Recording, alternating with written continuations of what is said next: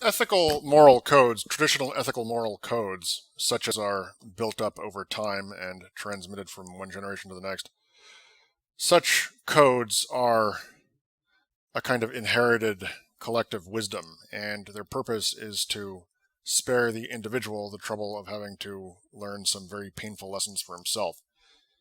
And this is often said, but it is not believed, at least not often enough. And I would like to illustrate it in what I believe is a relatively useful way.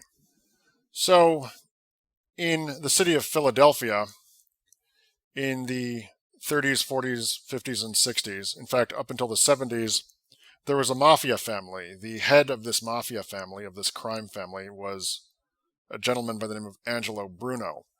During Angelo Bruno's 50 years as boss, only 2 mafiosos were killed. He only ordered 2 executions. Then what happened is Angelo Bruno was killed by younger members of his organization who were impatient. They wanted power, and they did not like his old world slow ways. They wanted quick bucks. And a person by the name of Nicky Scarfo became the boss. Nicky Scarfo was the boss for 6 years.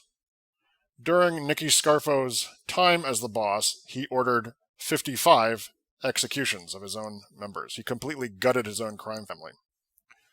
So the point is this: Angelo Bruno complied with a certain code that had been transmitted to him from the old country.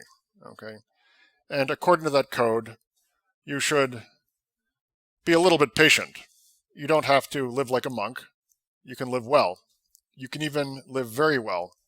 But you do have to occasionally exercise a little bit of restraint.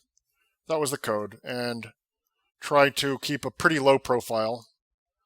You can go out sometimes and you can wear nice clothes, but don't become too much of a celebrity. Don't become too absorbed in your own image, right?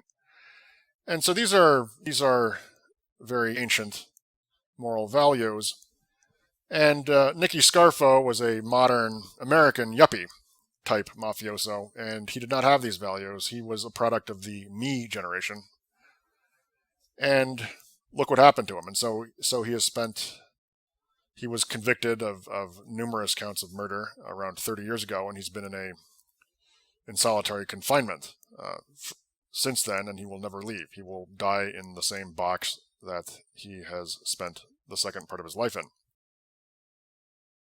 So, when ethical values are presented to people, when self-described ethicists discuss ethical values, they fail utterly, completely, to make it clear what these values are about. They fail to connect the existence of these values to real-life scenarios like the ones I described.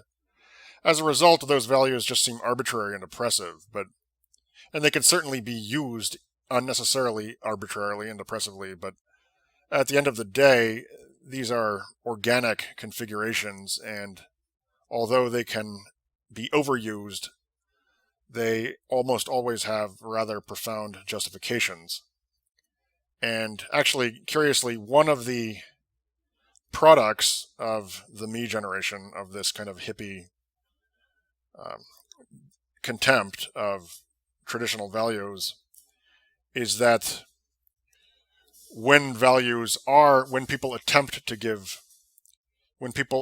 to say what values are about, they do so only in rather cartoonish and narrowly logical ways. So you end up being given utilitarian justifications for them, or other similarly legalistic and implausible justifications that are not compelling and that could not in any case be understood, since in order to be understood, they could only be understood by the very sorts of people